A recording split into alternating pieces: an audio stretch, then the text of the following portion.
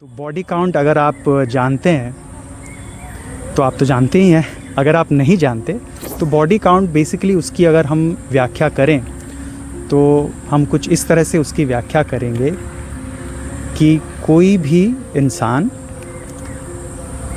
अपने शरीर को कितने लोगों के साथ भोगता है, फॉर सेक्सुअल प्लेजर हो या फिर आपका कोई भी उद्देश्य रहे, बट आप कितने लोगों के साथ अपने शरीर को भोगते हैं। ये बेसिक है, चाहे पुरुष हो चाहे नारी हो, इससे कोई मैटर नहीं करता, चाहे समलिंगी हो, तो सबके लिए एक ही है, एक बराबर है। बहुत लोगों का बहुत कुछ इस पे बोलना है। शायद इसमें जो प्रतिक्रियाएं आती हैं हमेशा से काफ़ी फैली हुई प्रतिक्रियाएं आती हैं। कुछ लोग बोलते हैं कि नहीं ये नहीं होना चाहिए, और कुछ लोग बहुत स्ट्रांगली बोलते हैं कि नहीं ये तो हमारी आज़ादी है, हम चाहें जैसा करें, हम चाहें 10 लोगों के साथ शारीरिक संबंध रखें, हम चाहें 50 के साथ शारीरिक संबंध रखें, हम चाहें 1 के साथ शारीरिक संबंध रखें, यह हमारा व्यक्तिगत मामला है, आपको क्या है इसमें जा। अंततः हम लोग मानव हैं, और मुझे ऐसा लगता है कि मानव जन्म में हमें एक ऐसा अद्भुत चीज़ मिला है जो बाकी योनियों में नहीं है, वो है चेतना। यही चेतना ही है जो हमें दूसरे प्राणियों से अलग और ऊपर रखता है। तो मुझे ऐसा लगता है कि आपका बॉडी काउंट जितना ज़्यादा है तो आपका आचरण जो है उतना ज़्यादा पशुवत है। मैं कुछ पढ़ना चाहूँगा आज। मुझे एक जो किताब है अचानक से मेरे रैक में रखा हुआ था, जो मुझे मिल गया। श्रीमद् A.C. भक्तिवेदांत स्वामी प्रभुपाद जी ने ये लिखा है। तो मैं किसी भी तरह से इस्कॉन से जुड़ा हुआ नहीं हूँ, पता नहीं आज ऐसे ही खोलते खोलते मैंने इस किताब को खोल लिया, और खोलते ही पहले ही पन्ने पे जो लिखा था मुझे कुछ लगा कि हम जिस टॉपिक पे बात करने वाले हैं उस टॉपिक से थोड़ा बहुत इसका रिश्ता है। भौतिक जीवन नश्वर, मोहमय तथा दुखों से भरा है। इसमें सुख का नामो निशान भी नहीं है। इसमें लोग केवल कष्टों से छुटकारा पाने का व्यर्थ प्रयास करते रहते हैं, और कष्टों से अस्थायी तौर पर छुटकारा पाने को सुख कहा जाता है। अतः प्रगतिशील भौतिक भोग का मार्ग नाशवान, कष्टमय तथा मोहमय है। तो हम अब जो मेन टॉपिक है उस पर आते हैं। पता नहीं मुझे ये बहुत कनेक्टिंग लगा।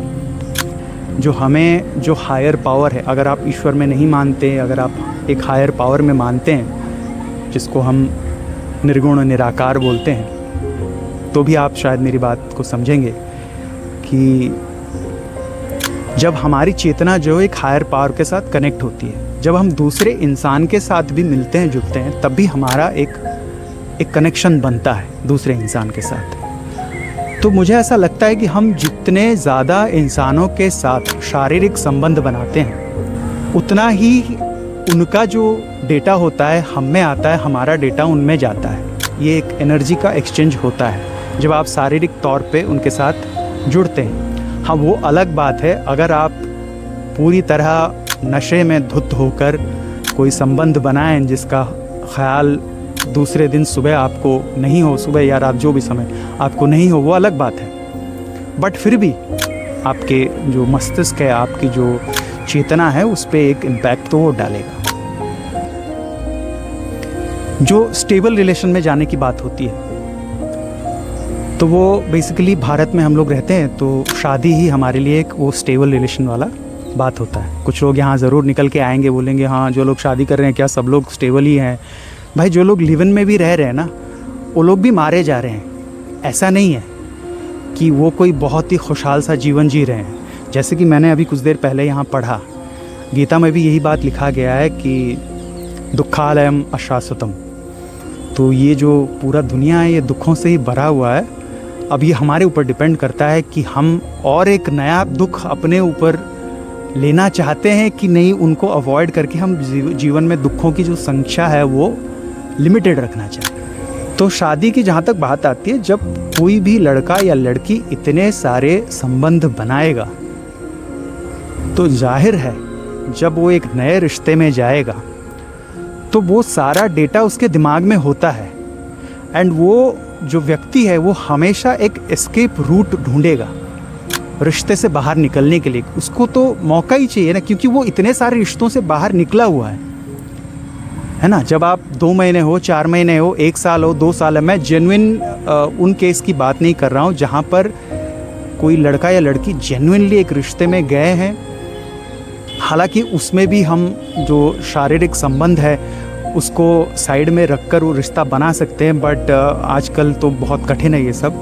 बट फिर भी अगर सोचिए कि कोई बंदा या बंदी अगर ऐसे रिश्तों में जाता है बार बार, 1 साल, 2 साल, 6 महीने, 4 महीने, 2 महीने, 2 साल, तो क्या होता है कि चाहे लड़का या लड़की, तो आप निकले हैं ना उस रिश्ते से, इसका मतलब ये है कि आप हमेशा कुछ ऐसा ढूंढ रहे हैं जो आपको नहीं मिल रहा है। चाहे वो धन हो, चाहे वो शारीरिक सुख हो, चाहे वो व्यक्ति का आचरण हो, ऐसा कुछ आप ढूंढ रहे हैं जो आपको नहीं मिल रहा है ना।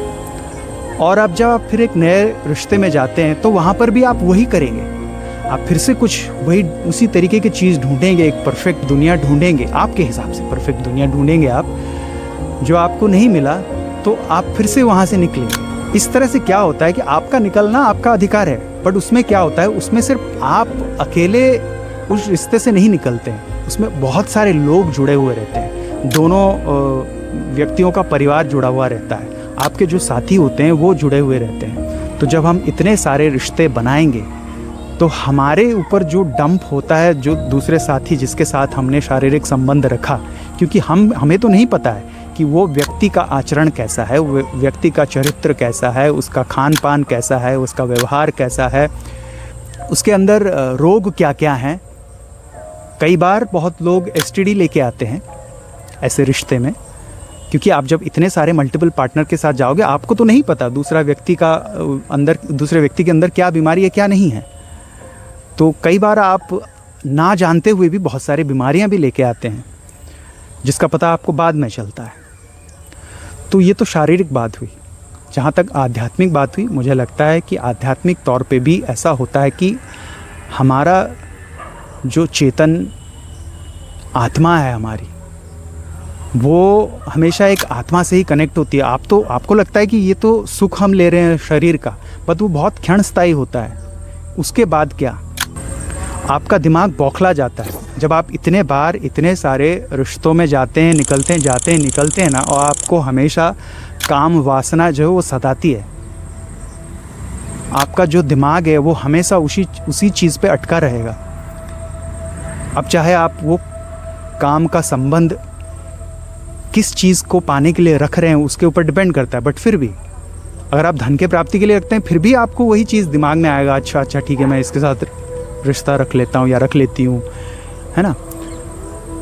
तो वो तो होगा ही होगा, क्योंकि आप जितने लोगों के साथ संबंध रखेंगे आपका उतना ही ज़्यादा दिमाग घूमता रहेगा, फिरता रहेगा, आप नए नए शिकार ढूंढते रहेंगे। मैं शिकारी कहूँगा इसको, और क्या कहूँगा। कुछ दिनों पहले एक कथावाचक थे, उन्होंने मुंह मारना बोल दिया था, तो उस पर बहुत लोगों ने बहुत कुछ बवाल कर दिया था। तो बट अगर आप देखें वो शब्द में कुछ गलती नहीं थी। हालांकि उन्होंने सिर्फ लड़कियों को कहा, जो उन्हें सिर्फ लड़कियों के बारे में नहीं बोलना चाहिए था, क्योंकि लड़की अगर करती है तो वो भी किसी लड़के के साथ ही करती है ना। तो मुंह मारना ना तो दोनों तरफ से ही होता है, चाहे लड़का हो या लड़की हो, और एक्चुअली मुंह ही मारना होता है। शरीर का शरीर के साथ संबंध हो रहा है, मुंह मारना नहीं हुआ तो क्या हुआ वो।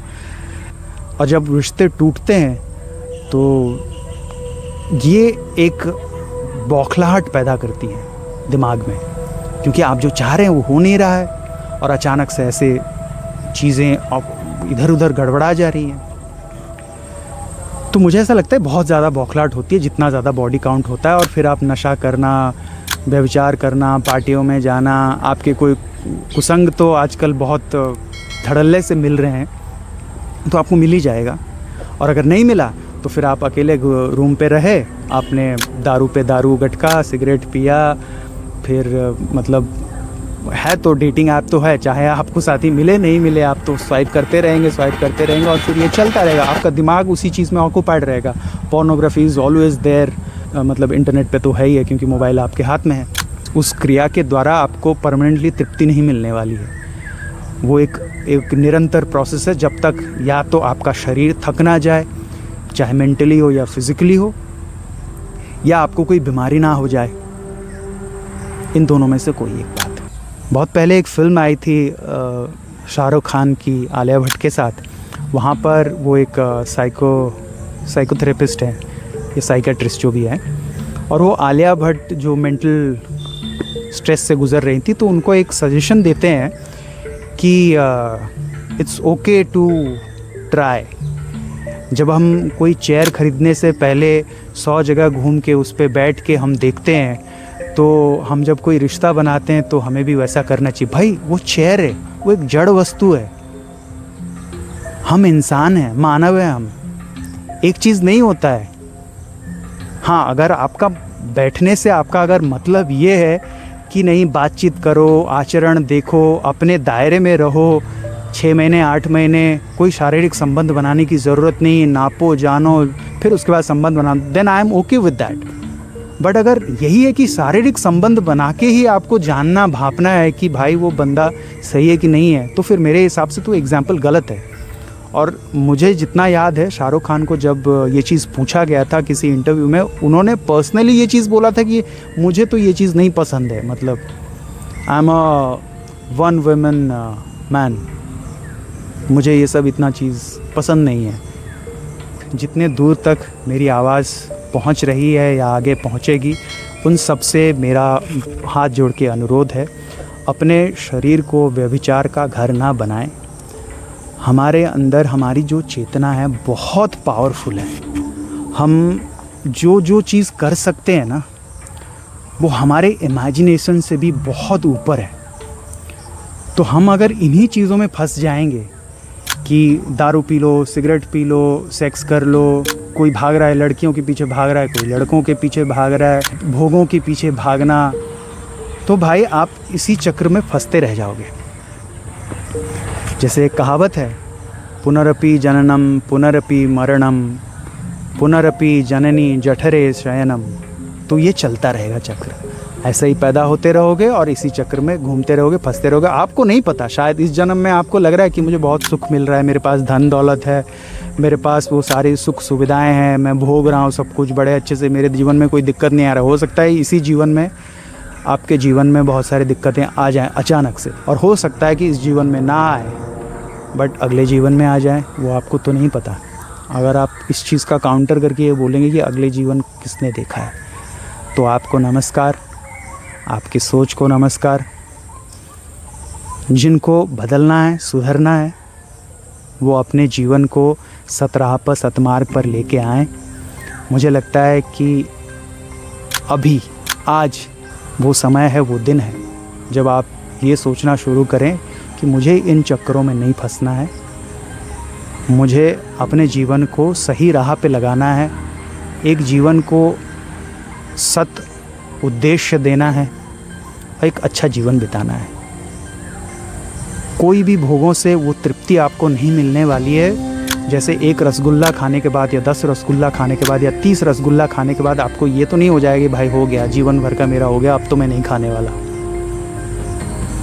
शायद हो सकता है 1 महीने बाद आपको फिर से वो दिमाग में आ जाए। तो उसी तरह है, भोगों में कोई परमानेंट सुख नहीं रखा है, और यहाँ तक कि इस पूरे संसार में कहीं भी परमानेंट सुख नहीं है। एक जगह वो है जब आपकी चेतना जो है, जो परमात्मा तत्व है उससे जुड़ती है, जो हायर पावर है, हायर एनर्जी है, जब उससे जुड़ती है, सिर्फ उसी में ही आपको सुख अनुभव होगा।